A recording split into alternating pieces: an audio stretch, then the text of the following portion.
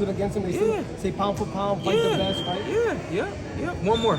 Canelo just lost, to Bivol. Yeah. You think, now he's gonna face Triple G. You think he can come back and beat Bivol? I think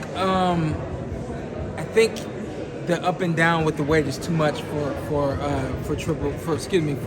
Canelo. Canelo needs to, if he's gonna fight at 175, he needs to give his body time to adapt to being at 175 pounds.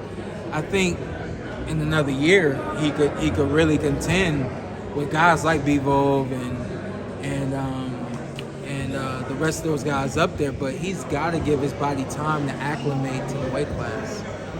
Sean, One more. You mentioned kind of fighters losing and kind of going down the ladder. A fighter who recently lost getting a chance again, Joshua versus Usyk, as one of the few guys that has a win over Usyk, in the amateurs. But how does the rematch play out now with Robert Garcia in Joshua's corner, and how did you beat Usyk in the amateurs? How'd that fight play out? It was a boxing match, man. 4 2-minute rounds. We were fighting on the points, the computer point system. Most of you guys don't know much about that. I wouldn't even try to explain it right now, but it was very close. It was like a 2-point spread or something like that. I mean, it was close, and I've said this multiple times.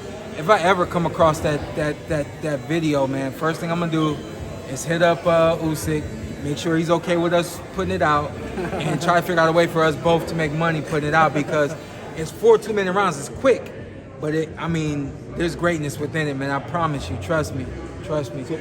But to your point, I think that having Robert Garcia in the corner, I think it works because Joshua has to be offensive in this fight.